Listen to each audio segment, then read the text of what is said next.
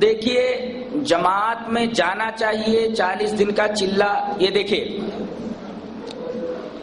اولاً جماعت کا جو مطلب ہے جماعت لے کر کے آپ جا سکتے ہیں، اس کی ممانعت نہیں ہے.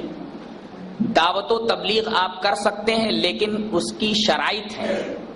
شرائط یہ ہے کہ آپ تبلیغ کس چیز کی کر رہے ہیں. تبلیغ آپ کریے قرآن اور حدیث کی.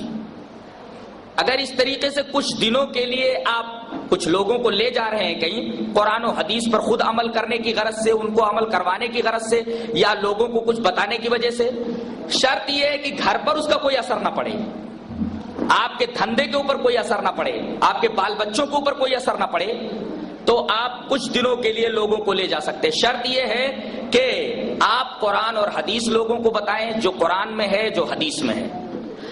اور 40 دن کا جو زمانہ متعین کر کے 40 دن کی مدت متعین کر کے جانا، یہ 40 دن کی جو عدد ہے اس کا کوئی ثبوت نہیں ہے.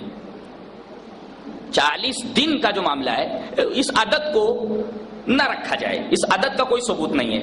جہاں تک جماعت لے جانے کا مطلب جماعت لے جا سکتے ہیں، لیکن قرآن و حدیث کی تبلیغ ہو اور 40 دن کا کوئی تعین نہ کیا جائے. جس کے پاس جتنی وسعت ہو اس انداز سے تبلیغ کرے. طریقہ کیا ہے تبلیغ کا پوچھا انہوں نے. رسول اللہ صلی اللہ علیہ وسلم کی سیرت میں ہے کہ آپ نے پہلے اپنے آپ کو دیکھا، جیسا کہ قرآن میں یا ایھا الذین آمنوا قوا انفسکم، اپنے آپ کو دیکھو. اس کے بعد واہلیکم، اپنے گھر والوں کو دیکھو. 2 اس کے بعد وانذر عشیرتک الاقربین، اپنے قریب لوگوں کو دیکھو، رشتہ داروں کو دیکھو. اس کے بعد پھر شہر والوں کو دیکھو، لتنذر ام القری ومن حولھا، پھر گاؤں کو دیکھو، پھر گاؤں کے اطراف کو دیکھو. وما ارسلناک الا کافۃ للناس، پھر اب شہر کے باہر نکلو. یہاں عالم یہ ہے کہ گھر سدھرا نہیں اور ادھر ادھر گھوم رہے ہیں. تو تبلیغ کا جو طریقہ قرآن حکیم نے بتایا وہ یہ ہے.